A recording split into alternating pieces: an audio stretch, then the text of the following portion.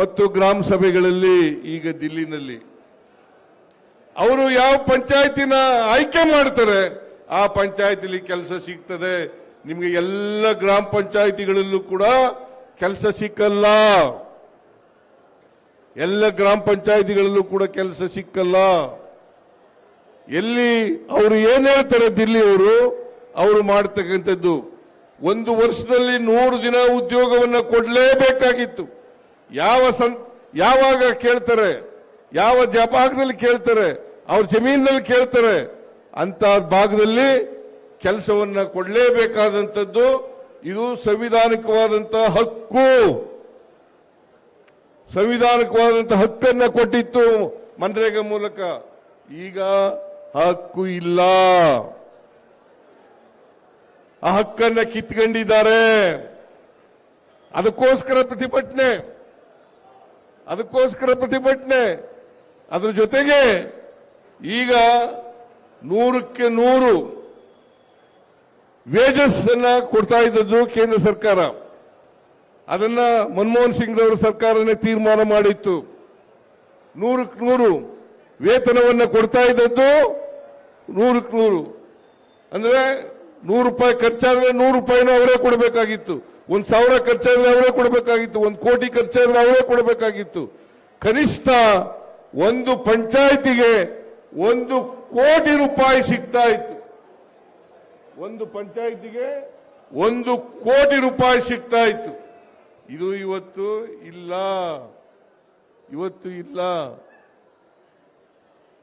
ಇದನ್ನ ನೀವು ಅರ್ಥ ಮಾಡ್ಕೋಬೇಕಾಗ್ತದೆ.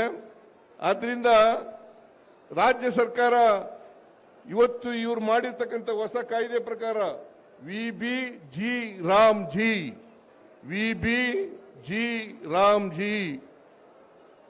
ಇದ್ರ ಪ್ರಕಾರ 40% ರಾಜ್ಯ ಸರ್ಕಾರಗಳು ಕೊಡಬೇಕು.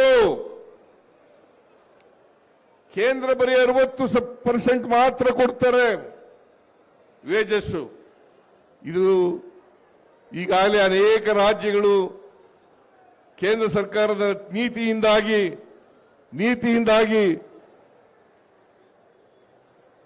ಅವುಗಳು ಕಷ್ಟದಲ್ಲಿ ಸಿಕ್ಕಾಕೊಂಡಿದ್ದಾವೆ ಅಂತಕ್ಕಂಥದನ್ನ ಮರೆತು ಇವತ್ತು ಕೇಂದ್ರ ಸರ್ಕಾರ ಮಾಡ್ತಾ ಇದೆ.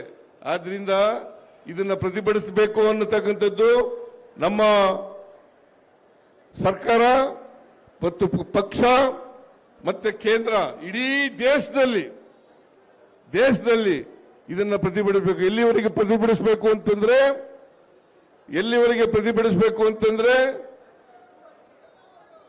ವಿಬಿ ರಾಮ್ಜಿಯನ್ನು ರದ್ದು ಮಾಡಿ ಮತ್ತೆ ಮನ್ರೇಗಾವನ್ನ ಪುನಃಸ್ಥಾಪನೆ ಮಾಡೋವರೆಗೂ ನಾವು ಹೋರಾಟವನ್ನ ಮಾಡಬೇಕಾಗ್ತದೆ. ನೀವೆಲ್ಲ ರೆಡಿ ಇದ್ದೀರಲ್ಲ? ಇಡೀ ದೇಶ ಇವತ್ತು ಮಾಡಬೇಕು. ಹಿಂದೆ ಒಂದ್ಸಾರಿ ರೈತರ ಕಾಯ್ದೆಗಳನ್ನು ಮಾಡಿದ್ರು, ರೈತ ವಿರೋಧಿ ಕಾಯ್ದೆಗಳನ್ನು ಮಾಡಿದ್ರು. ಅವುಗಳನ್ನು ವಾಪಸ್ ತಗೊಳ್ಳೋವರೆಗೂ ಕೂಡ ರೈತರು ಹೋರಾಟ ಮಾಡಿದ್ರು. ಈ ಸಾರಿ ರೈತರ ಜೊತೆಗೆ ಕಾರ್ಮಿಕರು ಕೂಡ ಸೇರ್ಕೊಳ್ತಾರೆ, ಮಹಿಳೆಯರು ಕೂಡ ಸೇರ್ಕೊಳ್ತಾರೆ. ಆದ್ರಿಂದ ಈ ಕಾಯ್ದೆ ವಾಪಸ್ ಆಗೋವರೆಗೆ ನಮ್ಮ ಹೋರಾಟ ನಿಲ್ಲಬಾರದು ಅಂತಕ್ಕಂಥ ಮಾತುಗಳನ್ನ ಈ ಸಂದರ್ಭದಲ್ಲಿ ಕಾರ್ಯಕರ್ತ ಬಂಧುಗಳಿಗೆ ತಿಳಿಸಲಿಕ್ಕೆ ಬಯಸ್ತಾ ಇದ್ದೇನೆ.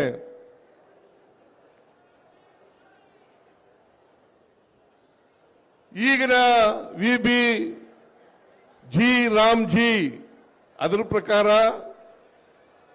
ಹಕ್ಕಲ್ಲ, ಅದು ನಮ್ಮ ಹಕ್ಕಲ್ಲ. ಈ ಹಕ್ಕನ್ನ ಕಿತ್ಕೊಳ್ತಕ್ಕಂಥ ಕೆಲಸವನ್ನು ಮಾಡ್ತಾ ಇದ್ದಾರೆ. ಇದರ ಹಿಂದ್ಗಡೆ ಇರೋರು ಯಾರು ಗೊತ್ತಾ ನಿಮ್ಗೆ? ಆರ್ಎಸ್ಎಸ್. ಯಾಕೆಂದ್ರೆ ಬಡವರು ಬಲಯುತವಾಗಬಾರದು. ಅವರು ಯಾವಾಗಲೂ ಕೂಡ ಸೇವಕರಾಗೇ ಇರಬೇಕು. ಆದ್ರಿಂದ ಸಮಾಜದಲ್ಲಿ ಬದಲಾವಣೆ ಆಗಬಾರದು, ಅಸಮಾನತೆ ಹೋಗಬಾರದು. ಅಸಮಾನತೆ ಹೀಗೇ ಮುಂದುವರೆದ್ರೆ ಬಡವರನ್ನ ಉಪಯೋಗಿಸಿಕೊಳ್ಳಲಿಕ್ಕೆ ಸಾಧ್ಯ ಆಗ್ತದೆ ಅಂತಕ್ಕಂಥದ್ದು ಆರ್ಎಸ್ಎಸ್ನವರ ಹುನ್ನಾರ.